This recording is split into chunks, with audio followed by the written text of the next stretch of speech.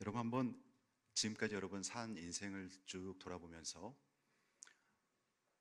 내가 누군가에게 큰 위로를 받았던 사건 또는 전화, 문자, 위로의 말 한번 생각해 보세요. 저도 인생을 돌아보면서 제일 많이 제가 위로를 받은 것은 하나님의 말씀, 그리고 하나님께 제일 많은 위로를 받았어요.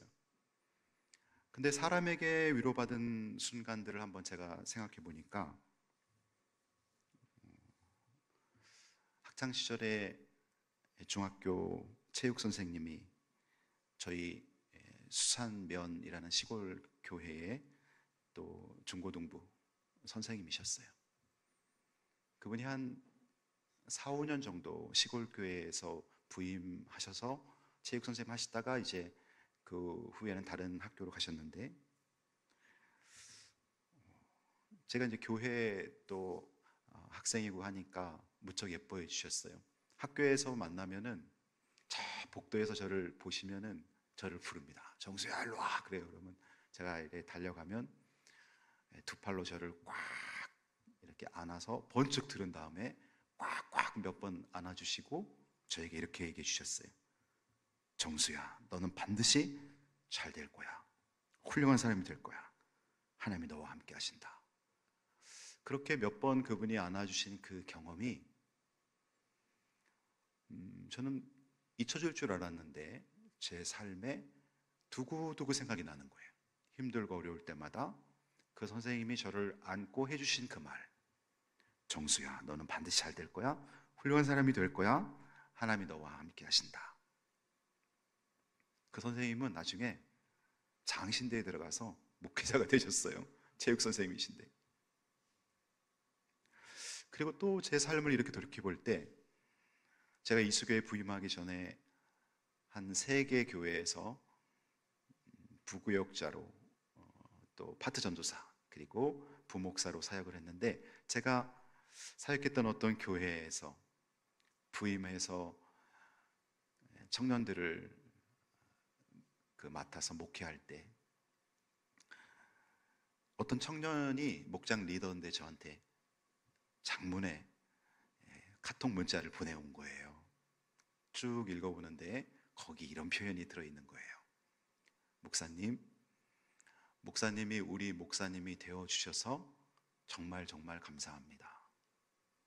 목사님이 우리 목사님이 되어주셔서 정말 정말 감사합니다. 제가 한 문장을 읽으면서 목회 모든 스트레스가 다 날아가는 거예요, 그냥.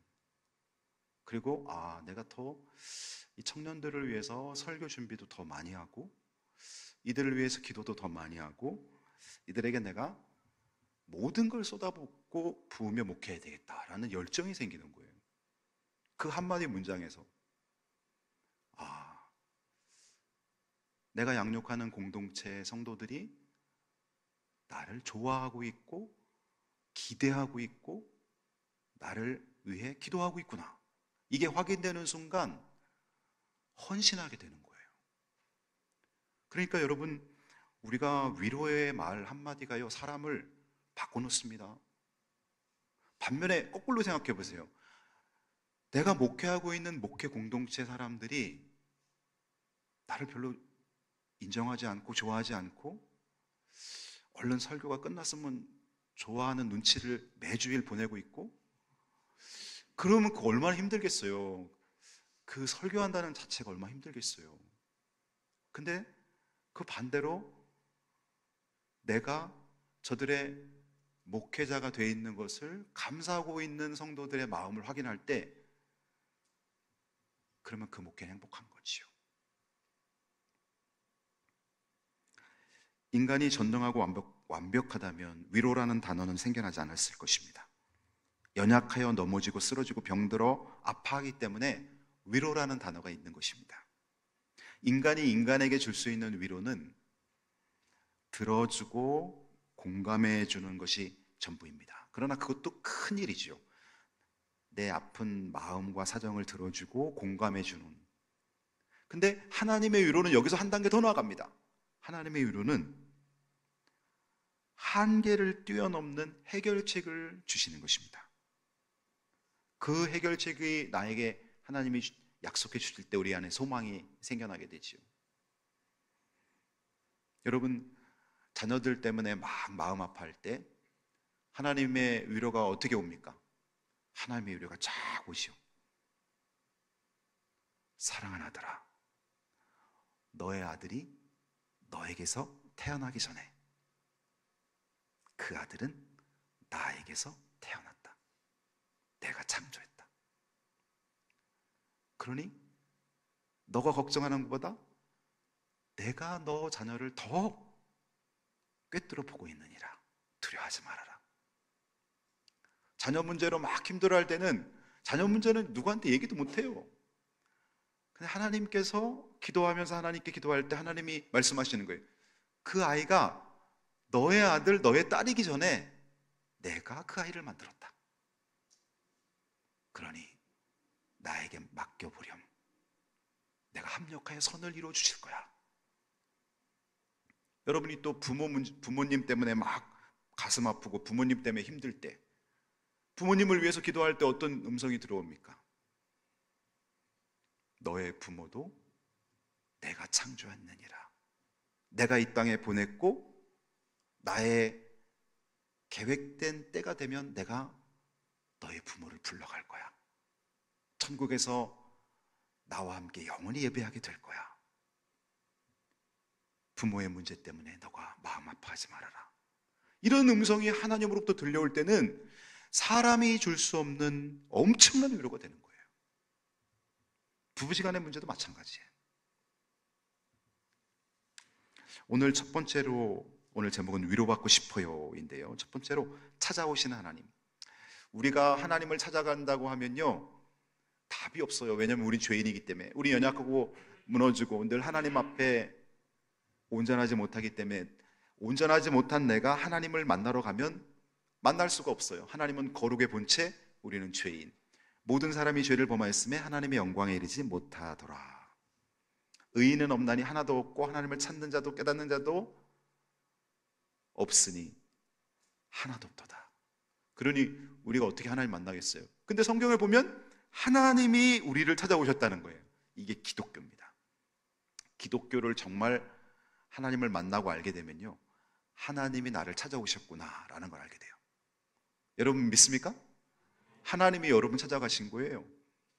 여러분이 이 동네 근처에 이사 오셔서 교회를 찾다 보니까 금방 눈에 보여서 이수교회에 오신 분도 있겠지만 그 전에 하나님이 여러분을 찾아가셔서 여러분을 여기까지 인도하신 거예요.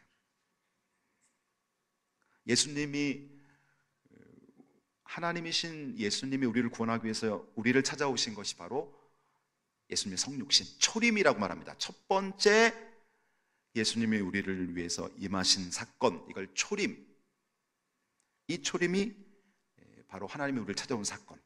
두 번째, 예수님이 십자가를 지시고 인류 구원을 다 완성하신 후에 예수님이 하나님 보좌 우편으로 떠나시면서 우리를 위해 보내주신 또 다른 보혜사 성령님이 계시죠. 그 성령님이 우리에게 오신 사건, 이걸 성령 강림이라고 말합니다.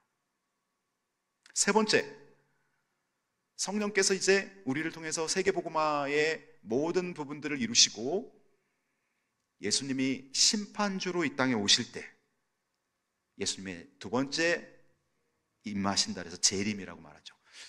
예수님의 초림, 성령 강림, 예수님의 재림, 이것이 바로 하나님이 우리를 찾아오신다는 중요한 증거가 되는 거예요. 그럼 먼저 초림 사건, 마태복음 1장 21절.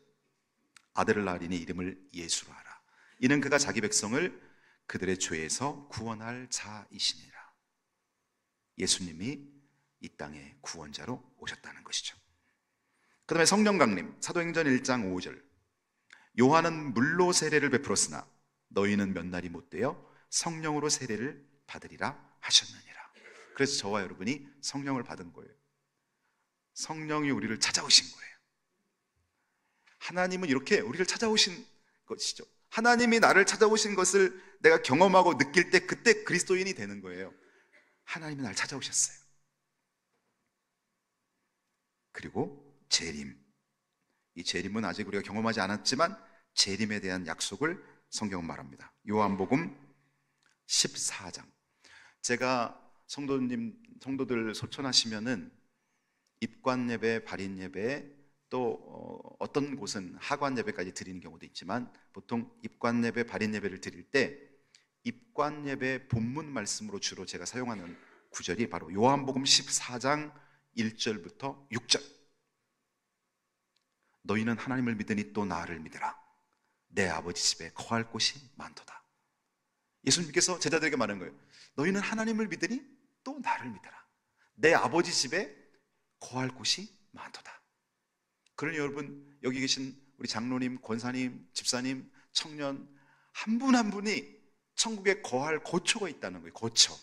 내 아버지 집에 너가 거할 거처가 있다. 얼마나 감사해요, 여러분. 그러니 우리는 죽음을 두려워하지 않는 거죠. 내가 죽어서, 유교에서는 4대까지 제사를 지내잖아요. 그 왜 지내는 거예요? 4대까지 제사를 지내지 않으면 조상들이 구천을 떠돌고 다닌다고 생각하기 때문에 4대까지 제사를 지내는 거잖아요.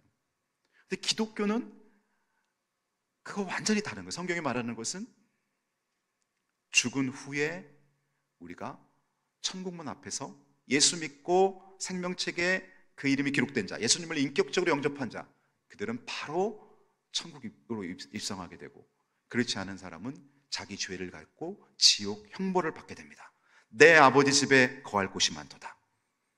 내가 너희를 위해 거처를 예비하러 가노니 가서 너희를 위하여 거처를 예비하면 내가 다시 와서 너희를 내게로 영접하여 나 있는 곳에 너희도 있게 하리라. 이 재림에 대한 약속이 얼마나 큰 위로가 됩니까? 여기서 영접은 누가 하는 거예요? 여러분, 지금 살아있을 때는 우리가 예수님을 영접해요. 그래서 요한복음 1장 12절, 영접하는 자 곧 그 이름을 믿는 자들에게는 하나님의 자녀가 되는 권세를 주셨으니, 살아있는 동안은 우리가 예수님을 마음에 영접하지만 우리가 죽고 나면 예수님이 우리를 영접하신다는 거예요. 너희를 내게로 영접하여 나 있는 곳 천국에 너희도 있게 하리라. 그러니 이 말씀은 가족의 죽음을 경험한 가족들에게 엄청난 위로가 되는 거예요.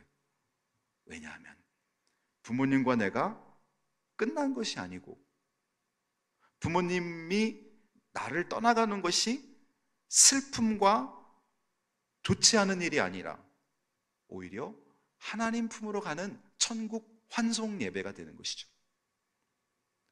이 땅에서 80년 혹은 90년간 혹은 100년간 건강하게 사시면서 예수 믿고 구원받은 자로 소천한다는 것은요, 정말 너무너무 큰 하나님의 은혜인 것입니다. 그러니 우리는 하나님께 감사하는 것이죠. 여러분은 아멘이 없으신 거 보니까 엄청 오래 살고 싶으신가 봐요. 한 200살 살고 싶으신가 봐요. 그래서 제가 좋아하는 찬송 534장에 보면요, 주님 찾아오셨네, 모시어 드리세. 우리 이 찬양 한번 1절과 4절 한번 반주해 주시면 감사하겠습니다. 주님 찾아오셨네. 자, 주님이 찾아오셨다는 거예요. 여기서 말하는 주님은 누굴 말하는 거예요? 하나님, 성령님, 예수님, 삼위일체 하나님. 주님 찾아오셨네, 모시어 드리세. 1절과 4절 우리 이 찬양 534장 찬양 드립니다. 가사를 생각하면서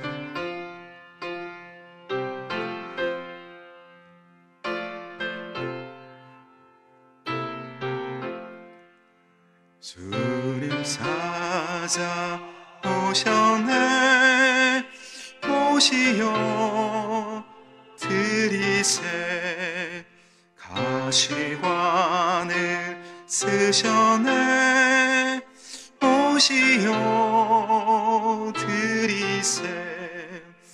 우리 죄를 속하려 십자가를 지셨네.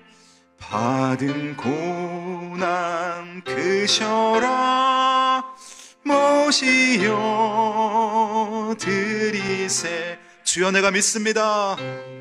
내가 믿으니 오소서 오소서.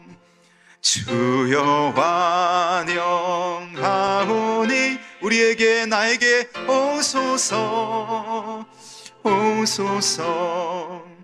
생명길로 이끄사 슬픔 위로 하시고 진리 알게 하소서 오소서 오소서. 아멘.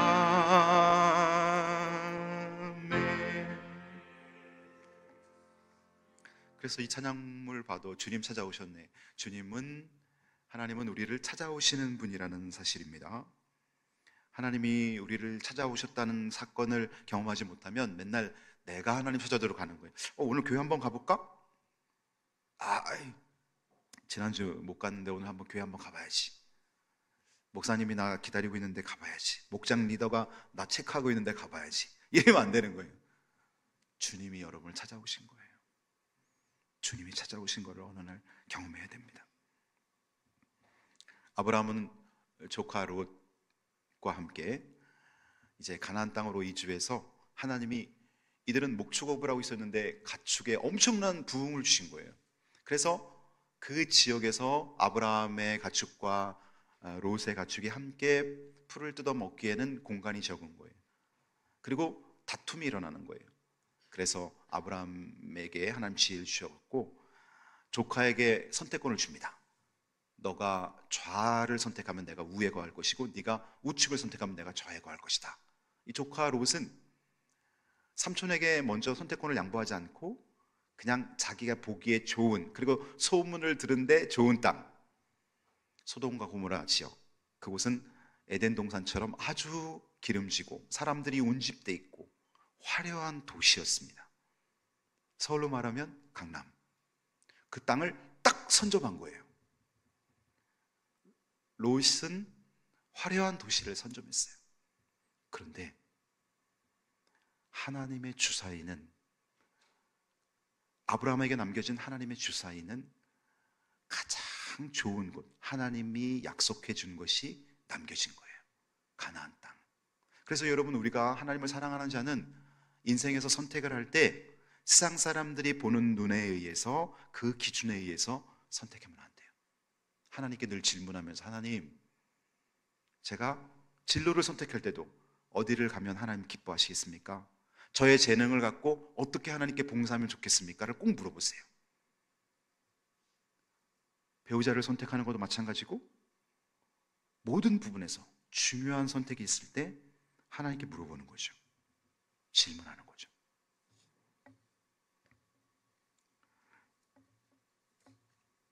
하나님은 아브라함에게 이제 조카 롯을 떠나보내고 나서 아브라함 마음속에 이런 마음이 드는 거예요. 허전한 마음이 드는 거예요. 조카랑 늘 같이 있다가 딱 보내고 나니까. 그리고 롯은 항상 아브라함의 보호를 받고 아브라함이 지켜줬던 사람인데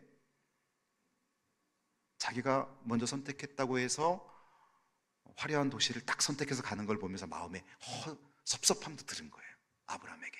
그러자 하나님께서 허전함과 섭섭한 마음이 든 그 아브라함을 찾아오셔서 아주 중요한 약속 두 가지를 해줍니다. 하나는 땅에 대한 약속입니다. 내가 너에게 네가 지금 머문 그 땅, 가나안 땅을 영원히 줄 것이다. 땅에 대한 약속. 소돔과 고모라는 눈에 보기에 좋은 땅이었지만 그곳에는 성경에 보면은 죄인들이 가득한 땅이었습니다. 하나님을 의지하지 않는 죄인들이 가득한 땅을, 그러나 겉으로 보기엔 되게 화려한 땅이었어요. 조카 롯은 거기를 선점한 거예요. 근데 아브라함에게 남겨진 이 가나안 지역은 소돔과 고모라와 비교해 봐서는 척박한 땅, 그러나 하나님의 언약과 축복의 약속이 있는 땅, 그곳을 선점한 거예요. 그러니 청년들이 여러분 결혼할 때 거기까지 볼 수 있다면 굉장히 좋은 거죠. 여러분 자녀들이 결혼할 때 저 자매에게 이 형제에게 그들의 할아버지와 그들의 부모님의 기도가 얼마나 배어 있는지, 그것이 가나안 땅인 거죠. 배우자를, 물론 배우자 선택할 때 믿지 않는 사람과 만나서 그를 교회로 인도하는 것도 또 하나님의 구원 계획일 수 있어요. 그러나 우리가 우리의 자녀들을 믿음으로 잘 키워서 누군가를 만나게 할 때는 이곳이 가나안 땅인지 소돔과 고모라 땅인지 영적으로 구별해야 돼요. 그리고 욕심을 내는 거죠. 우리 사위가 될 사람, 우리 며느리가 될 사람이 그 부모의 기도가 얼마나 깊이 배어 있는 가나안 땅인가, 아니면 화려한 도시의 땅인가, 이것을 위해서 우리는 볼 수 있어야 돼요. 여러분, 요즘에 중동 지역에 지금 이스라엘과 또 이란 사이에 일촉즉발의 그런 긴장된 상태이잖아요. 근데 저 팔레스타인, 이스라엘과 팔레스타인, 그리고 이스라엘과 이라크, 이란 사이의 이 문제는 제가 태어나기 전부터 계속해서 그들은 다투고 싸우고 긴장 관계를 이루고 있어요. 근데 뭐 때문에 그럴까요? 땅 때문에 그러는 거예요. 땅 때문에. 이 가나안 땅을 영원히 너희 자손에게 주겠다. 팔레스타인 지역에서는 우리가 몇백 년 전부터 여기 우리가 살고 있었다.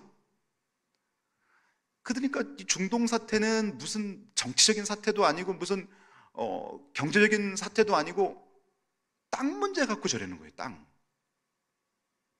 아브라함에게 하나님께서 이 가나안 땅을 너에게 주는데 영원히 너의 자손에게 주겠다, 이 약속을 해주셨고요. 두 번째는 자녀에 대한 약속입니다. 당시 아브라함과 사레 사이에는 자식이 없었어요. 사레가 임신을 못하는 상태였어요. 그런데 하나님께서 아브라함에게 자식을 한 명도 아니고 두 명도 아니고 땅에 티끌같이 많은 자손을 너에게 허락해 줄 것이다. 여기서 티끌이라는 것은요, 뭐냐면은 먼지입니다. 먼지. 그래서 영어로는 dust라고 써서 dust, 먼지. 여러분, 먼지를 셀 수 있어요? 우리가 집안 청소하면서 막 이렇게, 요즘 청소기가 발달되기도 했지만 청소하다 보면 먼지 가득 찬, 방 가득 찬 먼지를 셀 수 있어요? 없어요. 저는 이게 한번 궁금해가지고 제가 마른 흙 있잖아요. 마른 흙을 한 줌 손에 짚고 손으로 막 이렇게 조물조물하면서 이렇게 흙을 한번 이렇게 하니까 먼지가 돼서 날아오는데 셀 수가 없어요. 수백, 수천, 수천억, 억 셀 수가 없는 거예요. 그러면 땅에 티끌 같은 많은 자손을 준다는 것은 너가 셀 수도 없을 만큼 너의 후손을 통해서 엄청난 민족을 형성해 주겠다라는 하나님의 약속이에요. 얼마나 여러분 기대되고 설레었을까요? 그래서 하나님은 여러분에게 소망을 주신 분입니다. 그 소망은 우리에게 위로를 갖다 주는 거죠. 이사야 40장 1절부터 5절. 저는 여러분에게 이사야서를 많이 읽을 거를 추천해 드립니다. 힘들고 어려우신 분들은 이사야 40장, 이사야 41장, 이사야 43장, 이사야 60장, 이사야 63장 읽어보세요. 이스라엘 백성들이 우상숭배해서 하나님께서 이 남유다는 바벨론이란 나라에 멸망해서 포로가 되게 하고 북이스라엘은 아수르라는 강대국에 포로로 끌려가게 만듭니다. 이 바벨론은, 이스라엘은, 남유다는 바벨론에게 끌려가서 70년 동안 포로 생활을 하고 있습니다. 그때 하나님께서 이사야 선지자를 통해서 또는 학개나 스가랴 선지자를 통해서 내가 회복을 줄 것이다. 너희를 영원토록 포로로 만드는 것은 내 뜻이 아니다. 너희가 그 기간 동안 충분히 회개하고 다시는 우상숭배하지 않고 하나님 말 경외한다는 그 마음에 들었으니 내가 이제 너희에게 회복의 길을 줄 것이다. 이것이 바로 오늘 본문입니다. 오늘 이사야 40장 1절부터 5절 보겠습니다. 너희의 하나님이 이르시되 너희는 위로하라. 내 백성을 위로하라. 위로라는 말이 여기 나오잖아요. 너희는 위로해라. 그러면 위로는 뭘로 하면 될까요? 우리가 하나님의 약속, 하나님의 언약으로 위로하는 것입니다. 우리가 자녀들도 위로하고 믿지 않는 자들도 하나님의 언약을 갖고 위로하는 것입니다. 너희는 예루살렘의 마음에 닿도록 말하며 그곳에게 외치라. 그 노역의 때가 끝났고 그 죄악이 사함을 받았느니라. 노역의 때가 뭐예요? 이스라엘 백성들이 하나님 앞에 우상숭배해서 강대국에게 멸망하고 포로로 끌려가서 고통받으면서 그 가족들이 눈물 짓고 2대 3대에 걸쳐서 아파하고 신음하는 애통하는 그 기간이 이제는 지났느니라. 북한의 2500만 동포들이 1907년 평양 대붕이 일어났던 그 신앙의 본거지에 살고 있으면서도 김일성, 김정일, 김정은에 이은 우상숭배에 매여서 지금 3대째 우상숭배하고 있잖아요. 그러면 지금 2024년이니까 1950년을 기준으로 할 때 74년간, 북녘 땅은 74년간 고통받고 있는 거예요. 그 백성들이.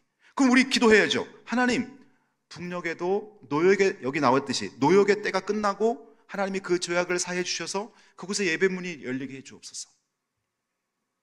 하나님께서 이스라엘 백성들에게 예배의 문을 열어줍니다. 3절. 외치는 자의 소리여 이르되 너희는 광야에서 여호와의 길을 예비하라. 사막에서 우리 하나님의 대로를 평탄하게 하라. 골짜기마다 도두어지며 산마다 언덕마다 낮아지며 고르지 아니한. 여기 보면 골짜기가 도도진다는 건 무슨 뜻이에요? 이스라엘 백성들의 마음 상태를 말하는 거예요. 상처투성이, 골짜기처럼 푹 파여진, 인생을 살면서 너무나 힘들고 고통스럽고 강대국에게 짓밟혀서 곧 서로 믿는 그 상처투성이 골짜기처럼 된 너의 마음에 이제는 내가 새살을 붙여주셔서 도단하게 할 것이야. 그리고 산마다 언덕마다 낮아진다. 그러나 너희 마음 상태가 산처럼 교만하고 고집이 산 같은 것들이 이제는 평편하게 될 것이다. 그래서 하나님을 경외하기 가장 좋은 상태로 내가 만들어 줄 것이다. 그것이 바로 예수님이 말했던 팔복. 심령이 가난한 자는 복이 있나니 천국이 저희 것이며 애통하는 자는 복이 있나니 저희가 위로를 받을 것이며. 위로는 누가 받느냐? 애통하는 자가 받는 거예요. 하나님 앞에 나와서 하나님 제가 죄인입니다. 하나님 제가 형식적으로 신앙생활했습니다. 하나님 제가 그리스도인이라는 이름이 부끄럽습니다. 철저하게 자기 죄를 회개하는 자가 하나님의 위로를 받는 거예요. 하나님의 위로가 오면요 어마어마합니다. 세상에 아무리 힘든 일도 하나님의 위로가 나에게 임하면 능히 해결할 수 있는 힘이 생깁니다. 5절. 여호와의 영광이 나타나고 모든 육체가 그것을 함께 보리라. 그리고 나서 하나님의 영광, 하나님의 임재가 우리에게 온다는 거예요. 내가 하나님께 버림받은 것 같았고 내가 죄를 지어서 하나님은 내 기도 안 들어주는 것 같았는데 어느 날 하나님은 나에게 쫙 임하셔서 그 하나님의 영광의 임재 속에 내가 있는 걸 발견하게 되는 것입니다. 내 눈 주의 영광을 보내. 찬송 중에 계신 하나님, 여호와의 영광이 나타나리라. 세 번째, 확신을 주신 하나님. 하나님은 아브라함에게 땅과 자손에 대한 약속을 주신 후 동서남북을 바라보라. 그 땅을 두루 밟아보라, 다녀보라. 그냥 말씀만 해주신 것이 아니라 가나안 땅 동서남북을 한번 바라보라는 거예요. 내가 이 땅 너에게 준 땅이야. 한번 바라봐. 그리고 종과 횡을 오고 가며 걸어보라는 거예요. 하나님이 여러분에게 어떤 땅을 딱 주시면서 밟아보라고 하실 때 얼마나 기쁨이 넘치겠습니까? 하나님이 여러분에게 어떤 사역을 딱 맡기면서 이 사역을 통해서 내가 영광 받을 테니까 너 이 사역을 한번 느껴봐. 얼마나 여러분 설레이겠습니까? 감사한 것이죠. 하나님이 확신을 주신 하나님. 하나님은요 막연한 하나님이 아니에요. 우리 하나님은 추측의 하나님이 아니에요. 살아 역사하시는 분이고 확신을 주셔서 믿고 순종하게 하시는 분이에요.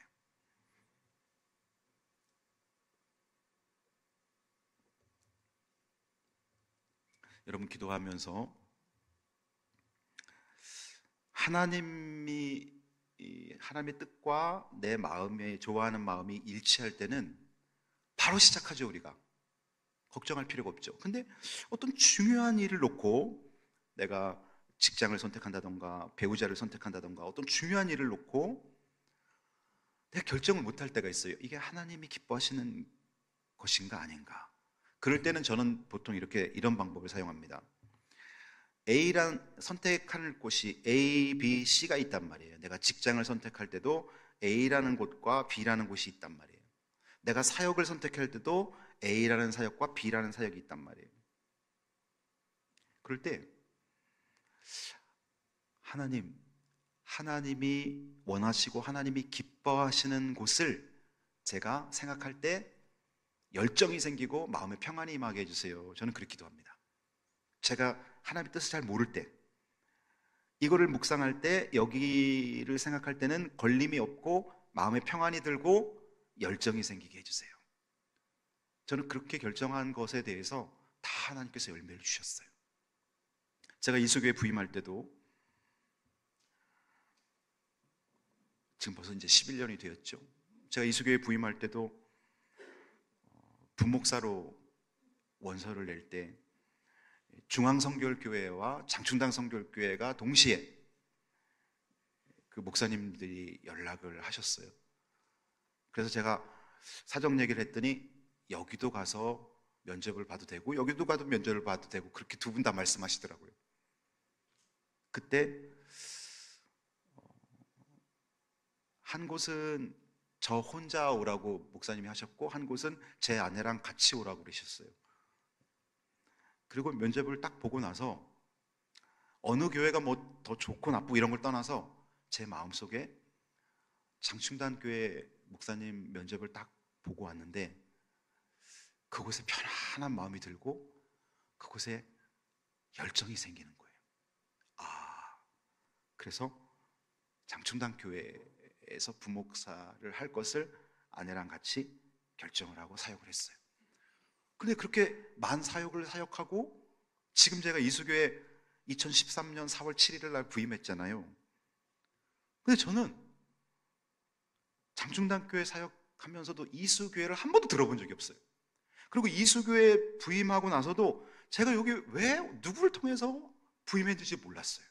근데 나중에 제가 알고 봤더니 이수교회가 1976년 1월 28일 장충단 교회가 30주년 되던 해에 장충단 교회에서 그때 당시 부목사인 백천기 목사님하고 그때 당시 그곳에 집사님이었던 강금자 집사님, 차경순 집사님 이 두 가정을 파송하면서 장충단 교회에서 그때 돈 400만 원으로 개척한 교회가 이수교회였던 거예요.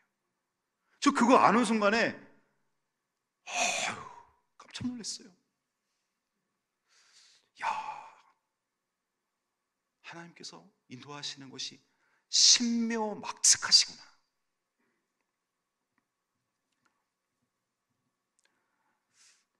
여러분, 하나님은 우리를 위로하시는 분이고 하나님은 우리에게 소망을 주시는 분이고 우리를 찾아오시는 분이고 우리에게 확신을 주시는 분이에요. 올해는 3월 31일이 부활주일이어서 제가 그 다음 날인 4월 1일 날 월요일 날 어머니 뵈러 청주를 다녀왔어요. 근데 저희 어머님이 사진 한 장 보여주실래요? 이분이 저희 어머니예요.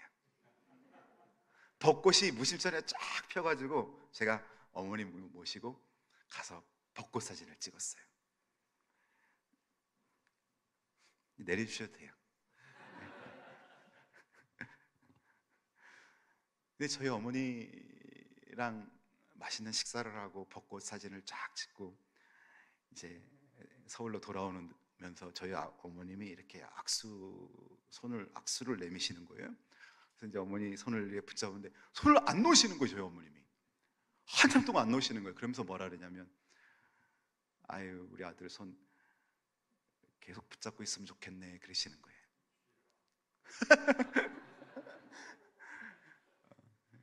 그래서 이제 어머니랑 인사를 하고 또 이렇게 운전하면서 오는데 제 마음속에 이사야 41장 10절 말씀이 쫙 떠오르는 거예요.